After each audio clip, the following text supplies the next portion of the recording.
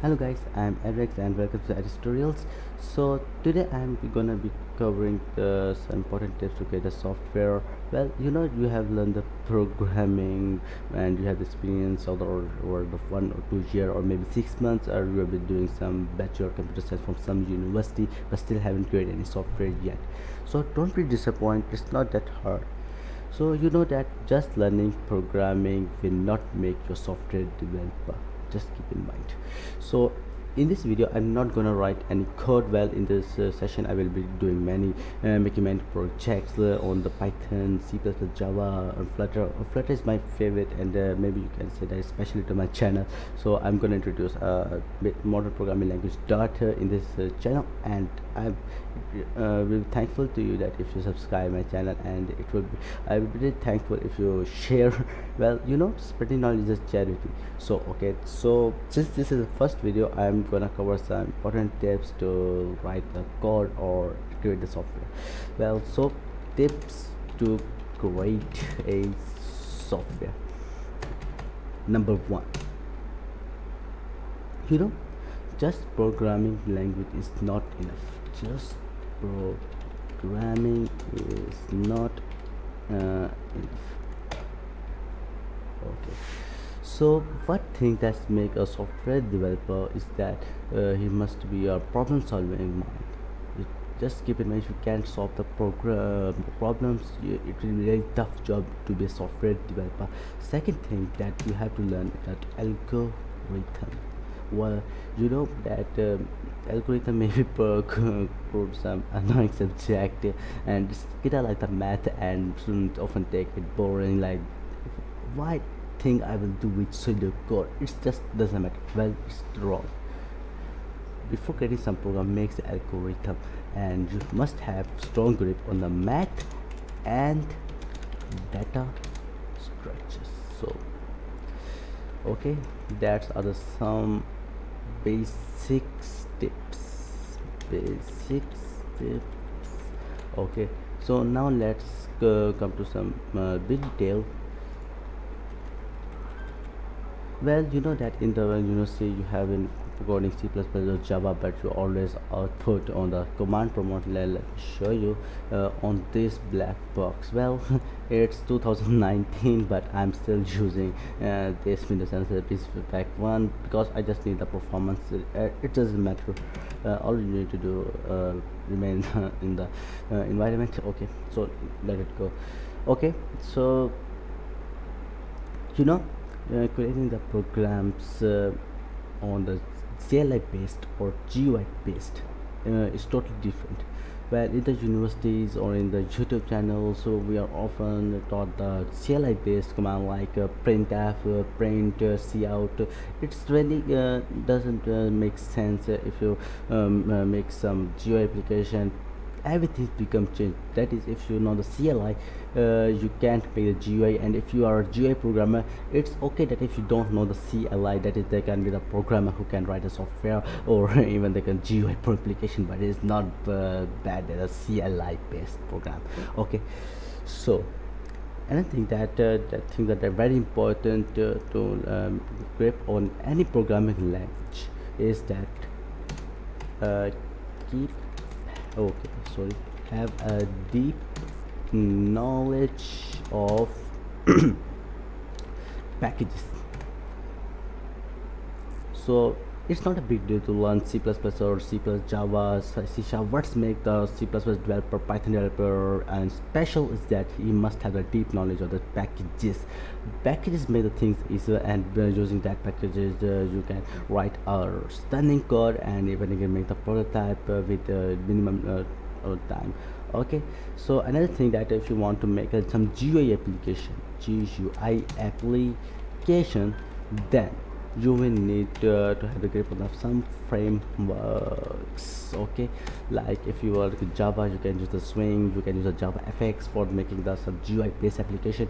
But if you don't if you want don't want to work on the Java, you want to work on the Python, but you see that the Python is based on CLI based faults.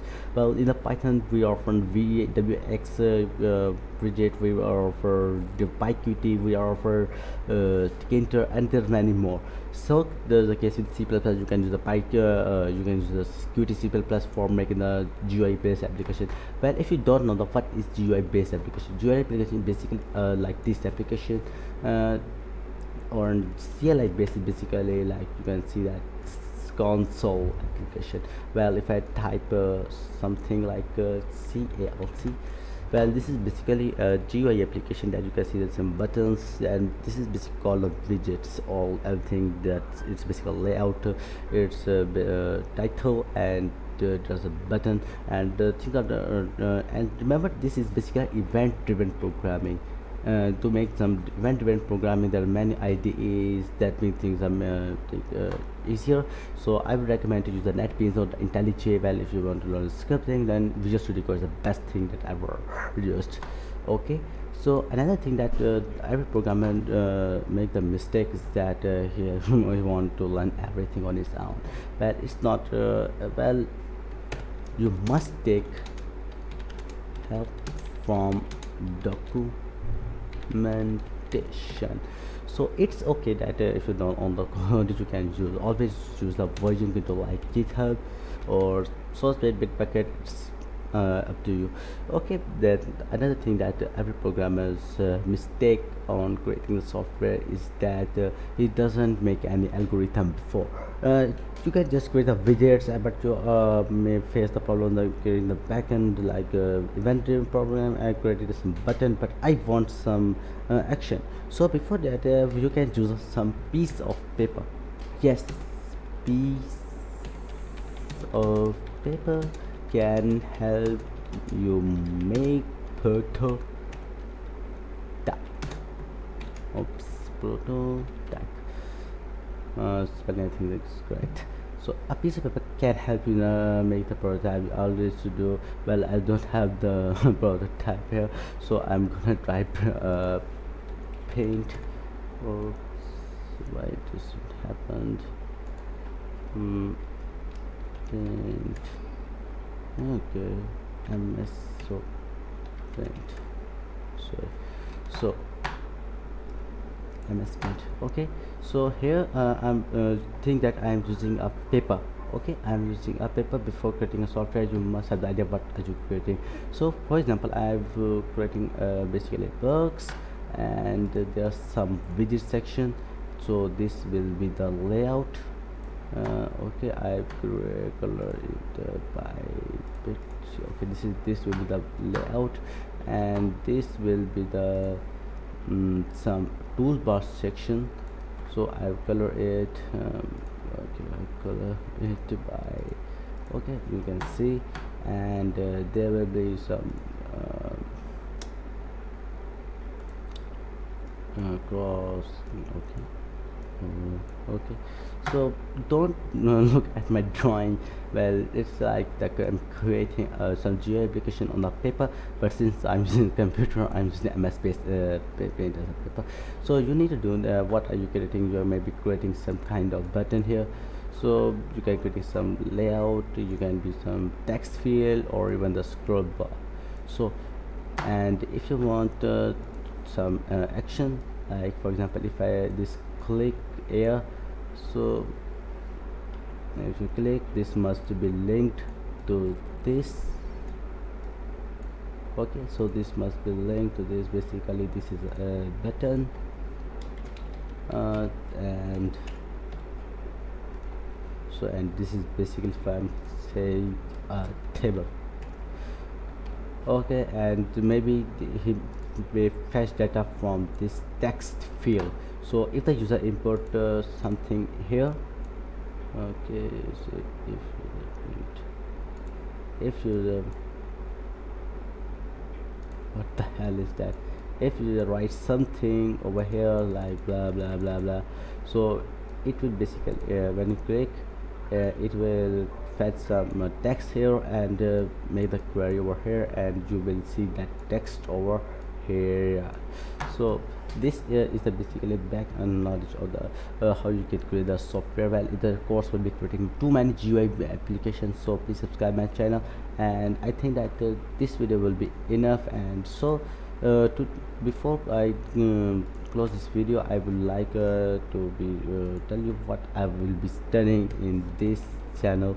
Well, we will be learning Java, we will be learning C++, we will be learning Python. You remember we will be working on GUI based applications, so please take it seriously. So, and we will be working on the too many frameworks a lot, like the Django, Flask, Tkinter, many too many frameworks, like, and Flutter. Basically I created this language channel for the Flutter, so don't forget to ignore my Flutter videos. Flutter is my love, Flutter is my love. And please like my Flutter videos, even if you ignore my C++, Python, Java. Okay, Flutter is my love. Okay, I think that this video would be enough, and see you later. I hope to you will understand what I'm talking about.